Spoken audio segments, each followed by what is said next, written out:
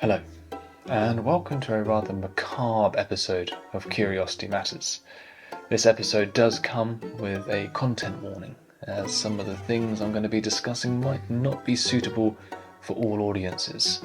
However, if you are feeling brave and have an interest in the darker side of history, well, it's an absolute pleasure to have you here. So, without further ado, may I welcome you to episode 3 of Curiosity Matters, Shrunken Heads.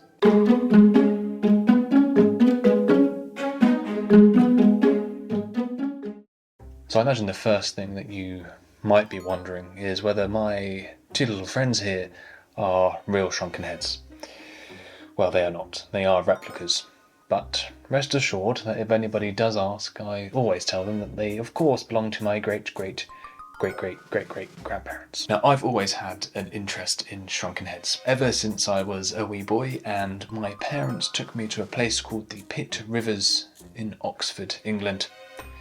At this museum, they used to have an exhibit which contained a couple of real-life examples of shrunken heads, and I just found them absolutely fascinating. I was very curious as a young boy. It was, for me, very peculiar, not something that I was used to seeing, and I was immediately drawn in. Unfortunately, the shrunken heads can no longer be seen at the Pit Rivers in Oxford for several reasons. They have been withdrawn from the sort of exhibition hall, and I believe are currently sitting in storage.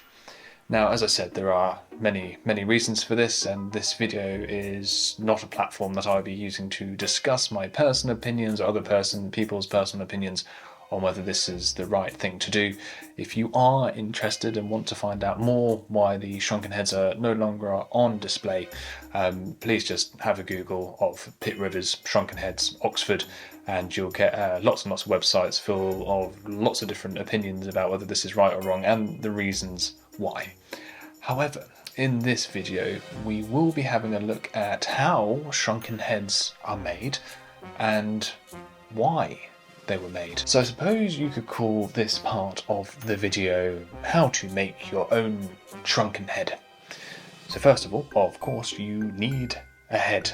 Decapitated, of course, we don't need the rest of the body for this, we just need a head. And this head would have been sourced from an enemy, ideally following a great battle where you have done your people proud. So now you have your head, your decapitated head, and what you need to do, and this is potentially a little bit gruesome, is that you need to make a couple of incisions behind the ears and then down towards the base of the skull, and this allows you to pull the skin over the head and remove it from the skull. So now you are left with your head skin and your skull. This is the skull of my great-great-great-great-great-great-great-grandfather, of course, and one that I prepared earlier, especially for this film. Now, very curious, this is probably the first very curious point, is that the people that were involved in making shrunken heads didn't actually have much interest in the skull. So what you need to do at this point is take a skull, thank it very much for its head skin, and then just get rid of it. So there we go, cheerio. Thank you for your assistance, old chap. So now that you are left with just the fleshy part of the head, you have to prepare it for the shrinking process. And this was first achieved by placing a couple of seeds into the nostrils, and this would maintain the nostril shape during the shrinkage, and then you would peg the mouth together. You would also, in some circumstances, depending on your personal method and personal preference for making a shrunken head, you would also consider putting a wooden ball up inside the head. And the reason for this is that when the head started shrinking, it was just to help maintain the sort of round head shape a little bit more. Now you were ready for the shrinking. And this was achieved by placing the the head into a pot of boiling water, and you would keep the head in that pot of boiling water until the skin had reduced in size, and you were ideally looking for around the head to get to about 33% of its original size.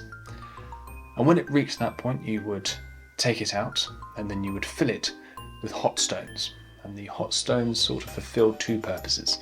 The first purpose was that just the heat would just continue to allow and assist the flesh in shrinking a little bit more, and it also then gave you the opportunity to start, packaging the head, to start slowly forming the shrunken head shape.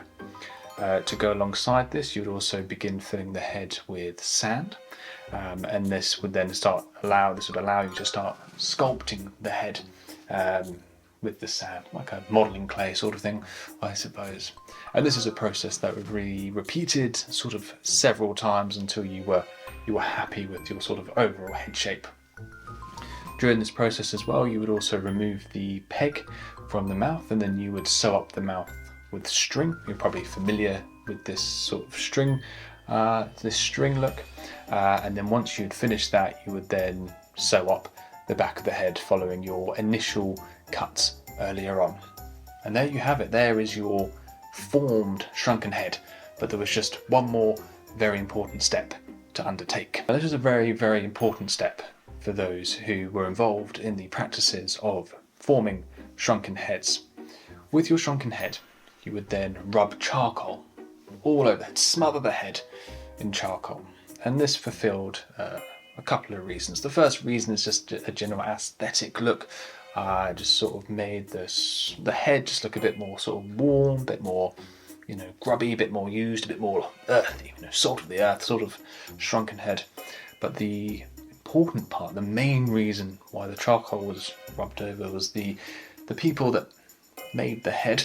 They believed that by rubbing charcoal over the head, you would prevent the soul from the deceased from escaping out of the head. And this is a very, very important point, which I will touch on later. But yes, there you have it, your completed shrunken head. And if you wanted to, you could also consider decorating it with sort of jewels and pendants and things like that, just to bring a bit of life back into the poor fella. So clearly, making a shrunken head is quite a laborious process, and it's a question worth asking. Why did people feel the need to make these shrunken heads? What was the purpose? What were they getting out of it? And it's very interesting. There are probably sort of two main parts to it, I would say. Now, with any sort of rituals where human body parts are involved, the shrunken head was to do with spiritual, religious reasons. You see, the people and the communities that made these shrunken heads, they believed that by undertaking this practice, you would in fact trap the soul of the deceased, of your enemy, and that this would give you great power, not only as a person, but it would give your entire community great power. And there was also a belief that by trapping the soul, this would benefit you in terms of, for example, the growth of the upcoming harvest. And it was believed that this was achieved because by capturing the soul, this soul in their afterlife would in fact be forced to work for you. So they were sort of stuck. They weren't allowed to move on. They became your servant effectively in the afterlife. Another reason that these shrunken heads were made was mainly because it was very visceral. And they made excellent war trophies and a fantastic way to scare your enemy. Imagine you were a warrior from an enemy tribe, enemy clan, enemy community, and you wanted to go into battle with these people, and then suddenly you saw the shrunken head of, relatives that had gone before you. You probably would be thinking twice about attacking, God forbid the same fate befell you. Now, what was very interesting about the shrunken heads, and I must preface this by pointing out this is a point of contention with those who, their life's work is, looking into these cultures and these acts and these rituals, is that these shrunken heads weren't actually kept for that long. Normally following a ritual or a feast, the heads were discarded and just got rid of. They weren't kept for any amount of time. And this is very, very curious, you think, especially if they were sort of war trophies or the idea that you were entrapping a soul. It suggests that, it had a shelf life. This shrunken head had a shelf life, and after a certain amount of time, or after something had happened, like a ritualistic ceremony, that head no longer served a purpose, and it was just got rid of, which I think is very, very interesting, because I think you have an idea that you would keep these war trophies in order to continually terrify, but I also suppose that if you were involved in lots of battles, you perhaps had a lot of heads to pick from. Now, shrunken heads are very, very popular in Western culture and media. If you think of, for example, Pirates of the Caribbean, the shrunken head in Harry Potter who sits on the night bus talking to the bus driver, or even in things like Beetlejuice, where the couple who have passed away, when they go and find out their fate, they actually meet a man who has a shrunken head. It's very, very popular in culture. It brings up visions of voodoo, for example, and the idea of these far-flung tribes that are just completely different to anything that us sort of Westerners understand and experience. So you can imagine that when Western civilizations spread out across the world and they came across these people that were forming these shrunken heads, there was a macabre, curious interest in what they were doing, and immediately people wanted to start trading so they could get their hands on these shrunken heads and bring them home, either for their own collections or for museums, or just to sell to interested parties. And the trading was very, very interesting. We've seen examples of not just the typical stuff that you'd expect, sort of money and food, but also weaponry.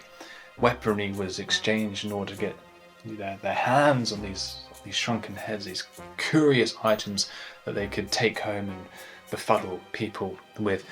Now, of course, where there's money to be made and opportunity to better your personal circumstance, there tends to be some nefarious activity that goes hand in hand. For example, we have seen examples of morgues being raided in order to make counterfeit shrunken heads. Other animals were used, monkeys, sloths, and there was also a lot more murder between communities just in order to get some product, in order to be able to make more shrunken heads to sell to these silly Westerners who would give them much more useful things in return. This problem, in fact, was so serious that it's believed that up to 80% of shrunken heads in museums and in personal collections are fake. Only 20% of them are what we would consider legit shrunken heads. And there we have it. That is a very brief look at the formation and the history of shrunken heads. Now, as I touched on at the beginning of this video, the opportunities to go and see shrunken heads for yourself are diminishing, arguably for the correct reasons, as museums try and work out how to respectfully exhibit such items. But I do hope that soon a resolution is met between the museums and the ancestors of the people who used to partake in this practice.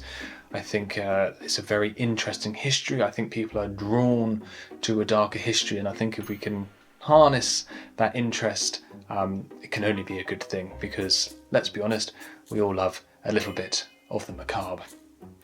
That's all I have for you for this episode, but thank you so much for tuning in, and I shall see you again for the next one.